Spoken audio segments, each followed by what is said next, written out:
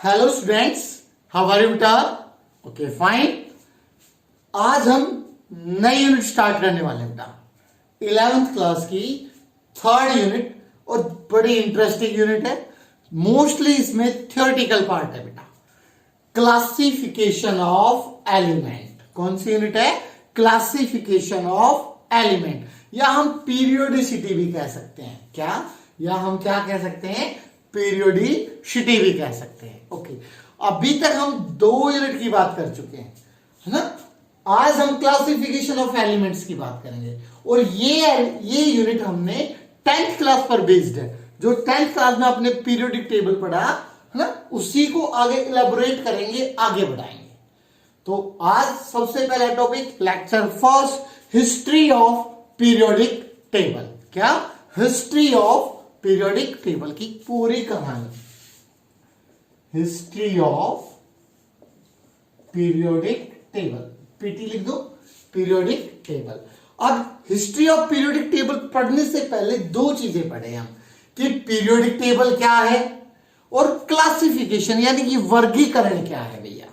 When similar elements are placed at one place, when similar element are placed at one place and dissimilar element are placed in separate from them, this arrangement is known as classification of element। क्या है?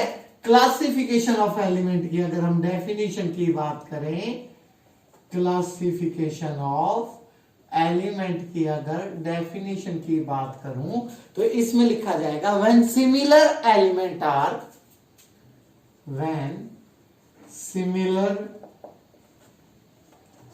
Element are, when similar element are placed at one place, similar element are placed at one place and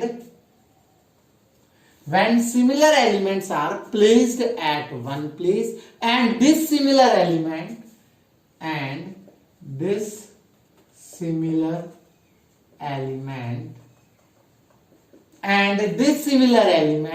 separate from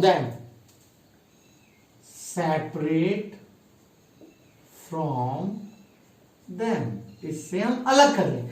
And this similar element separate from them, this arrangement is known as classification of element। यानी जिनकी property एक जैसी है उनको एक ही side रखें, जिनकी property different है बच्चों उनको सेपरेट कर दें, है ना। इसी प्रकार को हम क्या कहते हैं? Classification of element. चलो नेक्स्ट बात है, पीरियोडिक टेबल की एग्जैक्ट डेफिनेशन क्या है?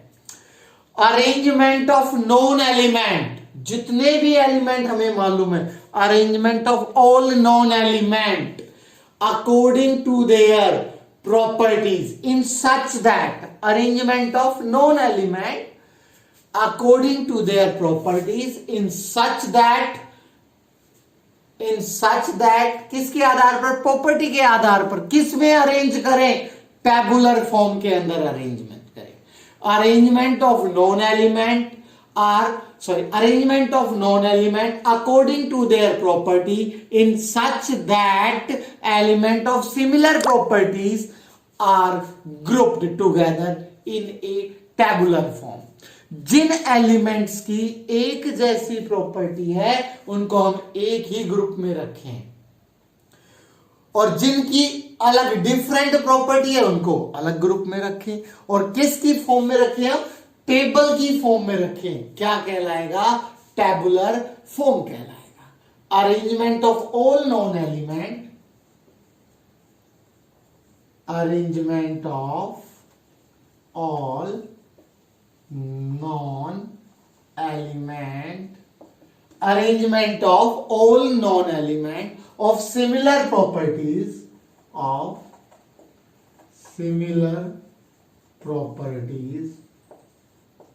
arrangement of all non-element of similar properties are grouped together in a tabular form। arrangement of all non-element of similar properties arranged in a group together in a tabular form known as periodic table. फिर से arrangement of all known element according to their properties in such that known element according to their properties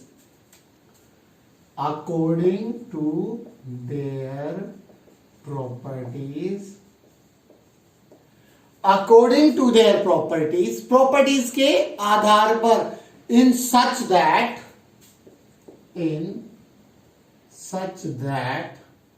arrangement of all known element according to their properties in such that element of similar properties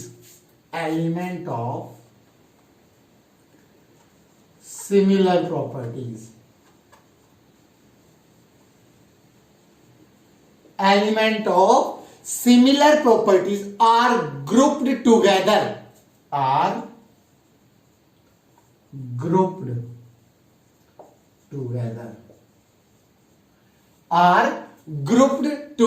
in a tabular form known as periodic table. Okay. Arrangement of all known element, जितने भी element है उन सब का arrangement किसके आधार पर? According to their properties. किस आधार पर? In such that element of similar properties are grouped together. एक साथ, जिनकी प्रॉपर्टी सेम है उनको एक साथ रखें. किस फॉर्म में? टेबल की फॉर्म में. क्या कहलाएगा? पीरियोडिक टेबल कहलाएगा. ओके, स्टार्ट करते हैं हम इसकी हिस्ट्री. सबसे पहला जो साइंटिस्ट आया था वो कौन था? एंटोनी लैवोसियर. जिसने बताया था कौन? एंटोनी लैवोसियर, जिसे हम क्या कहते हैं? Father of periodic table. क्या कहलाता है वो बेटा? Father of periodic table. First Antoine Lavoisier. इसके अनुसार एंटोनी लैवोसियर कौन से सन में? सन लगभग 1789 में. सन फिक्स नहीं है, इसके आसपास. Okay. It is classified element simply metals and non metal. सबसे पहले इसने एलिमेंट्स को क्लासिफाई किया दो हिस्सों में. इसके अनुसार according to Lavoisier elements are classified in two part. कौन कौन सा? एक हो गया आपका मेटल, दूसरा नॉन मेटल. और मेटल हमें पता है electropositive, malleable, ductile, lustrous, sonorous. Okay. Non metal non malleable, non ductile, non lustrous, non sonorous. Okay. Lavoisier के अनुसार जितने भी एलिमेंट हैं कितने प्रकार के? दो. कौन कौन से? Metal and non metal. हम किस सन की बात कर रहे हैं? 1789. इसकी डीमेरिट क्या थी? इसकी डीमेरिट थी कि उस समय एलिमेंट इनसफिशिएंट थे स्टडी करने के लिए. अगर इसकी डीमेरिट पूछता है कभी कोई एग्जामिनर तो हम क्या लिखेंगे? डीमेरिट. फर्स्ट इसकी डीमेरिट हो गई थी क्या? It was insufficient for the study of element. उस समय जो एलिमेंट थे वो बहुत कम थे, इनसफिशियंट एलिमेंट थे स्टडी करने के लिए. Insufficient element for the study. Element sufficient नहीं थे किस चीज के लिए? स्टडी के लिए. इनसफिशियंट थे.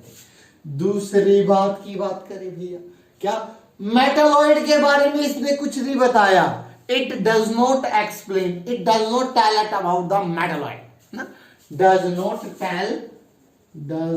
Not tell about metalloid. Metalloid के बारे में इसने कुछ नहीं बताया था. ये इसकी दो डेमेरिट. इसके बाद जो नेक्स्ट साइंटिस्ट आया वो था जोसेफ प्रॉट। इसने क्या कहा? जोसेफ प्रॉट 1815 के अंदर, लगभग अराउंड 1815 के पास, इसने कहा जितने भी एलिमेंट हैं वो सारे के सारे किससे बने हुए हैं? हाइड्रोजन एटम से बने हुए हैं।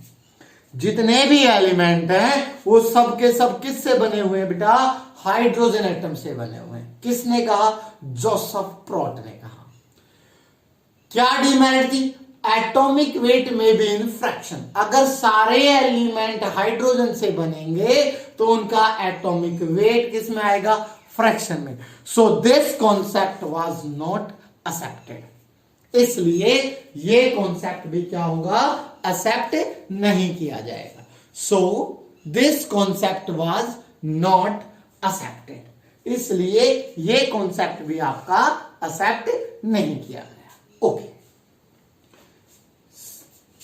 क्या था? सेकंड जो था वो था आपका जोसेफ प्रॉट। सेकंड कौन सा था बेटा? जोसेफ प्रॉट की क्लासिफिकेशन आई थी, जोसेफ प्रॉट, लगभग 1815 के अंदर ना। इसने क्या कहा था? 1815, all elements are made up of hydrogen atom. all elements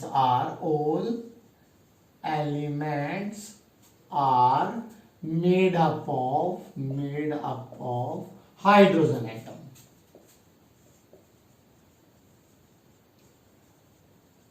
सारे एलिमेंट किससे बने हुए हैं? हाइड्रोजन एटम से बना हुआ। तो डीमेरिट क्या होगी?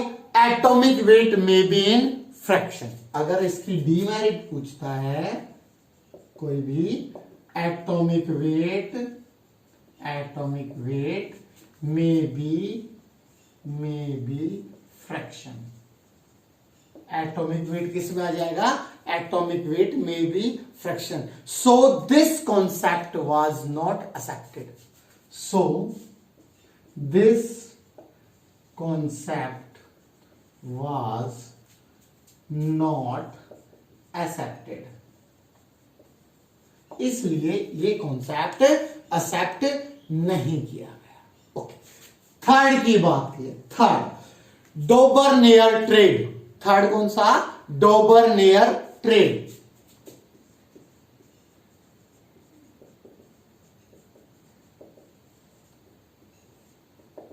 डोबरनेयर ट्रेड लगभग से 1817 की कहानी है। डोबरनेयर ट्रेड किसमें? 1870। ट्रेड का मतलब, डोबरनेयर तो बेटा साइंटिस्ट का नाम हो गया, ट्रेड का मतलब ग्रुप। क्या? ट्रेड का मतलब ग्रुप। इसने क्या किया कि 3 एलिमेंट्स का एक ग्रुप बनाया। He made a group of 3 element having similar properties called trade. he made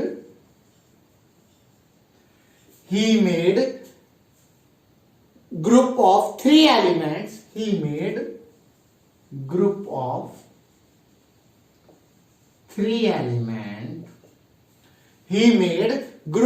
3 elements having similar properties. Having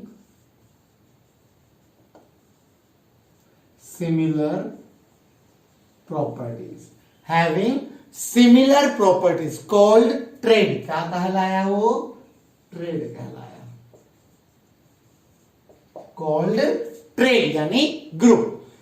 The element in trade have similar properties and atomic weight of middle element of each trade is very close to average atomic mass of other 2 element। इसने कहा कि जो इसने examples लिए, इसने कहा जो हमने ट्रेड बनाए, सबसे पहला first example lithium, sodium, potassium. इसका एटॉमिक मास 7, इसका एटॉमिक मास 39। अब इसका एवरेज निकालें तो वो किसका आएगा? इसका आएगा। किसका आएगा बेटा? सोडियम का। अब एवरेज निकालते हैं, 39 प्लस 7 डिवाइड बाई 2 लगभग 23। ये फर्स्ट ट्रेड हो गया, ये फर्स्ट ट्रेड हो गया भैया। क्या? इसने कहा he made a group of 3 element, 3 elements का ग्रुप बनाया और जिनकी प्रॉपर्टी सिमिलर है उसे हम क्या कहेंगे, ट्रेड। और इसने कहा जो फर्स्ट एलिमेंट का एटॉमिक मास है, थर्ड एलिमेंट का एटॉमिक मास है, इन दोनों का एवरेज एटॉमिक मास किसके बराबर होगा, मिडिल एलिमेंट के बराबर होगा। एवरेज एटॉमिक मास किसके बराबर होगा बेटा, मिडिल एलिमेंट के बराबर होगा। और एक एग्जांपल कराते हैं ट्रेड के अंदर।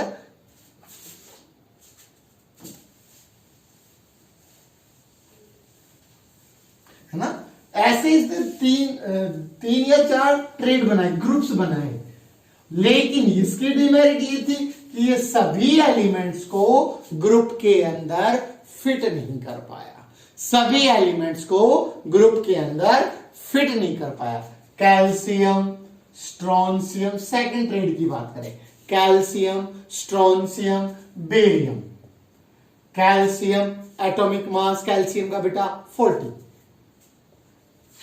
बेरियम का 120, 137। इन दोनों का हम एवरेज निकाल लें, यानी 40 प्लस 137 डिवाइड बाई 2, और ये आंसर आया आपका, लगभग इसका आंसर आएगा 88.5 समथिंग, लगभग 88.5, जो किसका मास होगा आपका, स्ट्रोंशियम का मास होगा। दूसरा ट्रेड हो गया ये, कौन सा हो गया ये, दूसरा ट्रेड हो गया, थर्ड वन। कौन सा हो गया, दूसरा ट्रेड हो गया, थर्ड वन। नेक्स्ट जो था एक और, क्लोरीन, ब्रोमीन और आयोडीन। कौन सा, क्लोरीन, ब्रोमीन और आयोडीन। क्लोरीन का 35.5, आयोडीन का 127, और इनका निकाल ले 35.5 प्लस 127 डिवाइड बाई 2, तो ये एक और ट्रेड बन जाएगा। सॉरी, ये हो गया 35.5 प्लस 127, 35.5 प्लस 127 बेटा, और इसको डिवाइड कर दे हम 2 से, तो लगभग इसका आंसर आएगा 81.2। ब्रोमीन का मास कितना, 81.2 किसका मास आ गया, ब्रोमीन का मास आ गया। ओके, एक और ट्रेड बताओ, एक और है, फोस्फोरस, आर्सेनिक, एंटीमनी।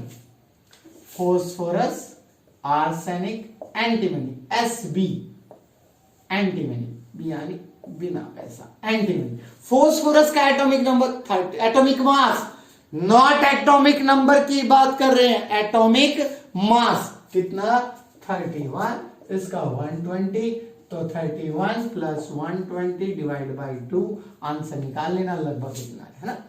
तो दो चीजें बताई इसने, क्या, इसने जो सिमिलर एलिमेंट्स थे उनका एक ग्रुप बनाया, 3 एलिमेंट्स का ग्रुप, जिसको इसने क्या कहा, ट्रेड कहा, और कहा कि जो पहले एलिमेंट का एटॉमिक मास, थर्ड एलिमेंट के एटॉमिक मास, और उनका एवरेज जो मिडिल एलिमेंट के एटॉमिक मास के बराबर आएगा। ओके, ये फेल क्यों हो गया, इसलिए फेल हो गया कि सभी एलिमेंट्स को ये ट्रेड में फिट नहीं कर पाया। All elements could not be arranged in trade, जितने भी एलिमेंट्स थे उन सबको ये एक ट्रेड में फिट नहीं कर पाया। All elements could not placed in trade, इस वजह से इसकी कहानी गलत हो गई। तो इसकी डीमेरिट अगर पूछे या limitation, demerit, all elements could not be arranged, all elements could not be arranged, all elements could not be arranged in a trade,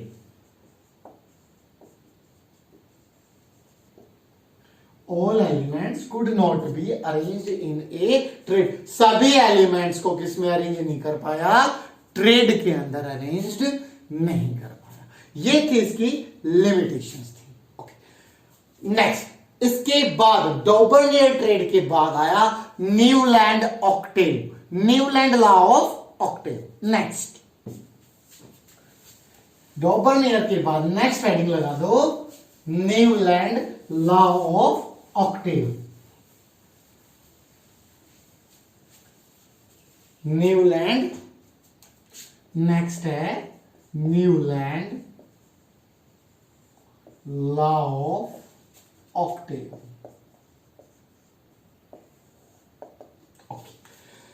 Newland ये कौन से, लगभग अराउंड 1865 के समथिंग, 1865। इसने क्या कहा, इसने कहा, इसका पूरा नाम जॉन न्यूलैंड था। क्या नाम था? John Newland.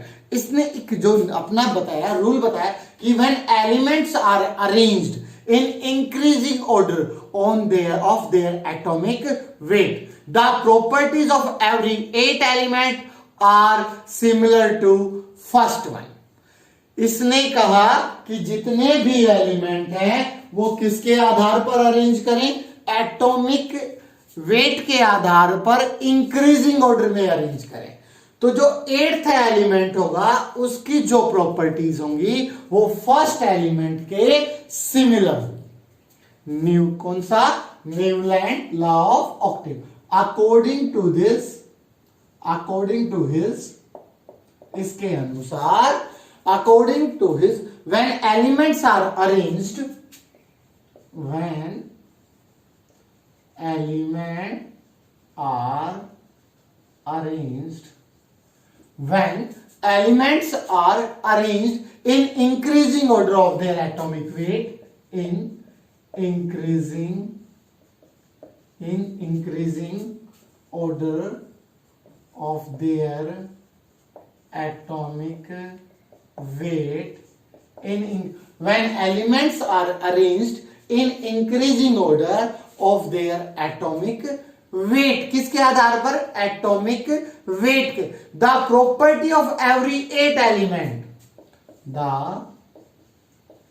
Property of every 8 element, the property of every 8 element are similar to first one, are similar to first one. यानी जो 8th एलिमेंट होगा उसकी प्रॉपर्टी फर्स्ट एलिमेंट के क्या होगी? सिमिलर होगी। फिर से न्यूलैंड के अनुसार एग्जांपल देखो, जैसे उस समय नोबल गैसेस की डिस्कवरी नहीं हुई थी, ये याद रखना।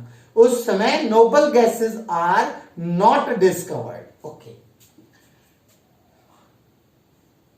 Lithium, beryllium, boron, carbon, nitrogen, oxygen, fluorine, neon discover नहीं होता। 1 2 3 4 5 6 7। नियोन के बाद क्या आएगा? Sodium, magnesium, aluminium, silicon, phosphorus, sulphur,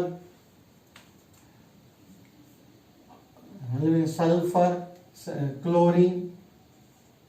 देखो ये फर्स्ट 1 2 3 4 5 6 7 8, फर्स्ट 8। इधर देखो, ये 2 पर, ये 1 पर, first 8 first 8 first 8 first 8 first 8 first 8। यानी हर एक, इन दोनों की प्रॉपर्टी सिमिलर होंगी, इन दोनों की प्रॉपर्टी सिमिलर होंगी, इन दोनों की प्रॉपर्टी सिमिलर होंगी, इनकी, इसकी, इसकी, इसकी ना। इसके अनुसार फर्स्ट एलिमेंट की प्रॉपर्टीज 8th एलिमेंट की प्रॉपर्टीज के सिमिलर होगा। जिस प्रकार से म्यूजिकल नोट्स रिपीट होते हैं, किसके आधार पे बताया था इसने? जिस प्रकार से due to the similar with musical scale, due to the similar with musical scale. किसके आधार पर? म्यूजिकल स्केल के आधार पर। सा, रे, गा, मा, पा, धा, नी। 1 2 3 4 5 6 7। सा, रे, गा, मा, पा, धा, नी। वापस से आ गया सा। जिस प्रकार से म्यूजिकल नोट्स रिपीट होते हैं उसी प्रकार से एलिमेंट्स की प्रॉपर्टीज भी क्या होंगी? रिपीट होंगी। डीमेरिट, इसकी कमी क्या थी? This rule, this law is applicable up to calcium, after calcium it not valid. ये रूल या ये लॉ कहां तक एप्लीकेबल है? कैल्शियम तक एप्लीकेबल है, कैल्शियम के बाद ये वैलिड नहीं है। Okay, it is valid up to calcium, it is valid up to calcium, after calcium it is not valid. कहां तक एप्लीकेबल है? It is applicable up to calcium. अगर इसकी डीमेरिट पूछ ले तो, या डिसएडवांटेजेस पूछ ले, it is valid up to calcium. कहां तक? It is valid up to calcium, after calcium, after calcium it is not valid, after calcium, after calcium it is not valid. क्योंकि डिफरेंस फिर 8 का नहीं 18 का हो जाता है। कैल्शियम के बाद जो डिफरेंस होता है वो 8 का नहीं बेटा 18 का हो जाता है। तो ये लोग कहां तक एप्लीकेबल है? कैल्शियम तक एप्लीकेबल था। Next, Lothar Meyer, Lothar Meyer next है। इसके बाद फिफ्थ जो साइंटिस्ट आया, कौन? Lothar Meyer. इसका बहुत बड़ा कंट्रीब्यूशन था। इसने फिफ्थ कौन सा? Lothar Meyer. कौन सा बेटा? Lothar Meyer. कौन था? Lothar Meyer. लगभग अराउंड 1869 के समथिंग, 1869 के समथिंग। कौन? Lothar Meyer. 1869 के समथिंग, है ना। He plot a graph between atomic volume and atomic weight of element. He plot a graph, he plot a graph between, he plot a graph between, he plot a graph between atomic volume and atomic weight. He plot a graph between atomic volume and atomic weight of element. Atomic volume, atomic weight of element. He plot a graph, एक graph plot किया किसके बीच में? Atomic volume और atomic weight के बीच में। And observe that element with similar properties occupy the similar position on the curve. And observe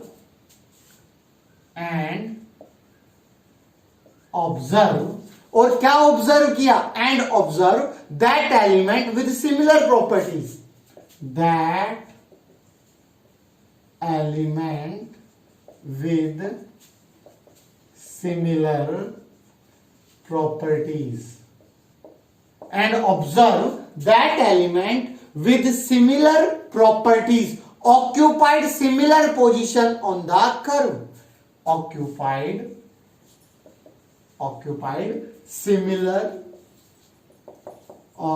similar position on the curve. Again इसने क्या? एक ग्राफ प्लॉट किया किसके बीच में? एटॉमिक वॉल्यूम और एटॉमिक वेट के बीच में। और क्या ऑब्जर्व किया? That element which have similar property, जिन एलिमेंट्स की प्रॉपर्टी सिमिलर थी, ऑक्यूपाई सिमिलर, एक जैसी पोजीशन ऑक्यूपाई की किसके ऊपर? कर्व के ऊपर, है ना। किसके ऊपर बेटा?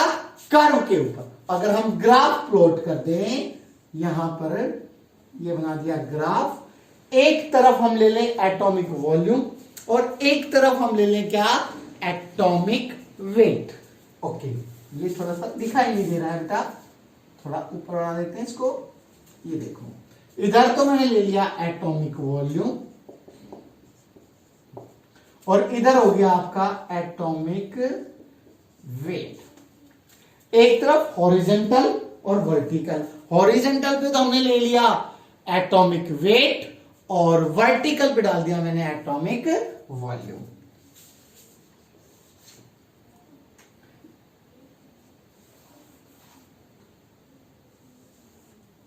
ये एटॉमिक वेट और ये हो गया एटॉमिक वॉल्यूम। इसने ग्राफ प्लॉट किया, lower peak, higher peak, higher peak, lower peak, higher peak, इस पैटर्न। जिनकी प्रॉपर्टी सिमिलर थी वो एक जैसी पोजीशन पे आए। For example lithium, lithium, sodium, potassium, lithium, sodium, potassium, lithium, sodium, potassium एक जैसी पिक पर है, एक ही ग्रुप के अंदर है ना। एक जैसी पिक पर है तो क्या हो गया, एक ही ग्रुप के अंदर। रुबिडियम आ जाएगा, सीजियम। तो इसका मेन मोटिव क्या था इस ग्राफ का, इसने सिमिलर एलिमेंट्स वालों को एक ही उसमें रखा, ग्रुप के अंदर रखा, है ना। Most electropositive element occupy the peak on the curve. जो ज्यादा इलेक्ट्रोपॉजिटिव एलिमेंट थे वो कहां पर, कर्व की पीक पर। Less electropositive element occupy the descending position. जो कम थे वो घटते हुए डिसेंडिंग पोजीशन में। Most electro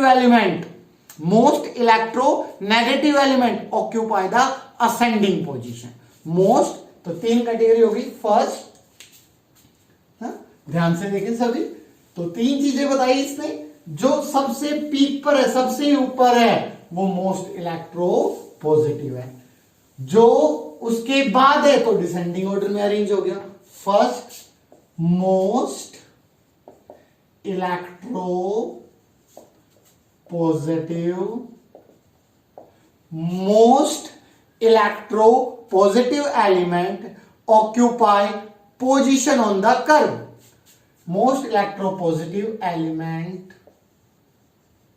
most electropositive element occupy peak on the curve. Element occupy peak on the curve. जो सबसे ऊपर, कौन सी पीक पे, कर्व के सबसे ऊपर। Next, less electropositive element occupy descending position on the curve. Less electropositive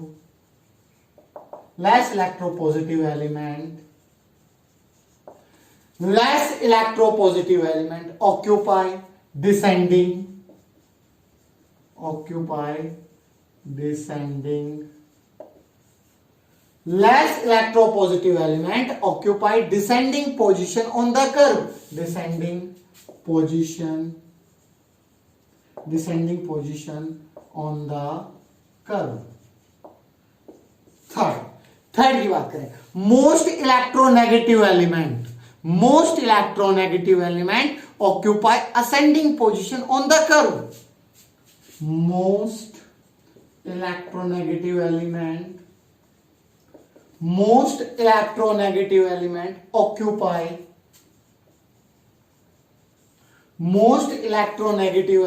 occupy ascending position on the curve. Occupy ascending, कौन सी position बेटा, ascending, कौन सी, ascending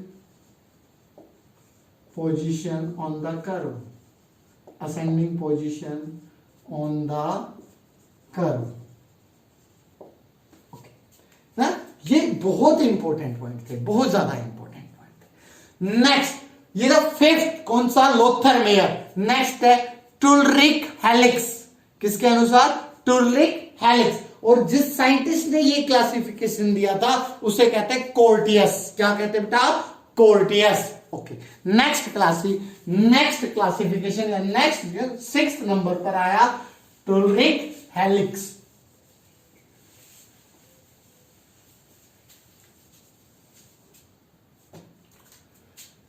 नेक्स्ट है टुलरिक हेलिक्स। कौन, टुलरिक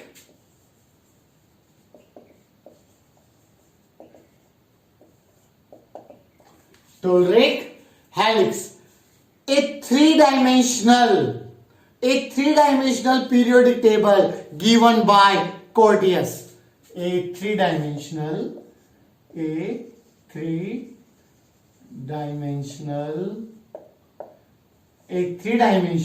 periodic table, given by or three-dimensional periodic table given by D. Chan Cortes. A three-dimensional periodic table given by D. Chan Cortes. Cortes. Cortes. First point क्या था इसमें? He arranged the element in increasing order of atomic weight. इसने element को arrange किया increasing order में, किसके आधार पर? एटॉमिक वेट के आधार पर. He arranged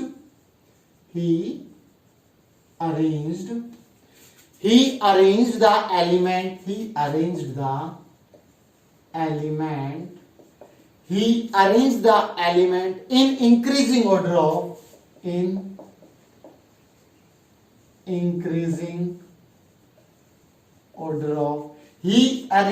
element in increasing order of atomic weight. Second, किसके आधार पर? एटॉमिक वेट के आधार पर. He made a cylindrical table of element to display their properties. He made a cylindrical table. He made a cylindrical table of element. He made a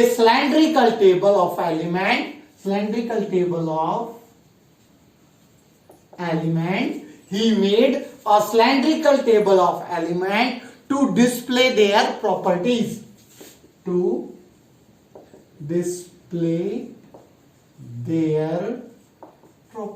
उनकी properties को display करने के लिए कैसा अरेंज किया? Cylindrical table का arrange किया. कैसा अरेंज किया? सिलेंड्रिकल. लेकिन ये फेल हो गया भैया. He fail in case of heavier element. ये जो ज्यादा हैवी एलिमेंट थे उनकी प्रॉपर्टीज को एक्सप्लेन नहीं कर पाया. He failed. अगर इसकी डीमेरिट की बात करें हम, इसकी किसकी बात का? डीमेरिट की बात करें तो he failed in case of heavier element. Demerit.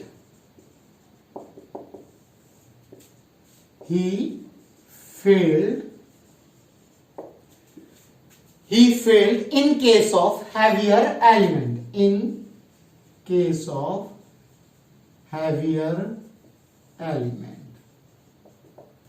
He failed हो गया किसके केस में? हैवियर एलिमेंट्स के केस में. उनकी प्रॉपर्टीज को एक्सप्लेन नहीं कर पाया. ओके स्टूडेंट्स, कितने? 6. तो आज हमने क्या क्या पढ़ा भाई? आज हमने पढ़ा क्लासिफिकेशन ऑफ एलिमेंट. उसके बाद पीरियोडिक टेबल की एग्जैक्ट डेफिनेशन हमने इस पे डिस्कस की. नेक्स्ट उसमें क्या किया? हिस्ट्री की बात करी. सबसे पहले कौन सा साइंटिस्ट आया? एंटोनी लैवोसियर. कौन? एंटोनी लैवोसियर. सेकंड कौन आया भाई इसके अंदर? जोसेफ प्रोट. सेकंड कौन आया? Joseph Prout. Third Dobereiner triad. Triad का मतलब तीन एलिमेंट्स, सिमिलर प्रॉपर्टीज के एलिमेंट्स का ग्रुप क्या कहलाता है? ट्रेड. फोर्थ क्या पढ़ा फिर हमने इसके अंदर? Fourth Newland octave law. क्या पढ़ा? Newland octave law. Fifth Lothar Meyer का क्लासिफिकेशन, जिसने क्या बनाया? ग्राफ. ग्राफ किस किस के बीच में बनाया? Atomic volume and atomic weight के बीच में प्लॉट किया. किसके बीच में ग्राफ प्लॉट किया? Atomic volume and atomic weight के बीच में. नेक्स्ट कौन आया? टुलरिक हेलिक्स.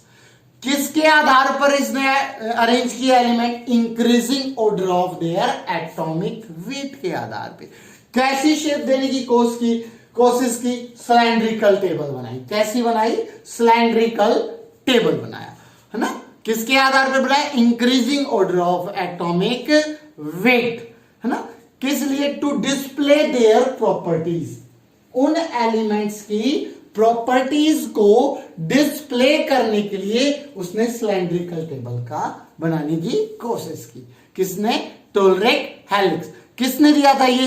कॉर्टियस, डी चान कॉर्टियस। ओके स्टूडेंट्स, ओके नेक्स्ट जब हम बात करेंगे, नेक्स्ट लेक्चर में हम बात करेंगे मेंडलीव, क्योंकि मेंडलीव बहुत इंपॉर्टेंट है, पूरा उसके ऊपर एक लेक्चर होने वाला है।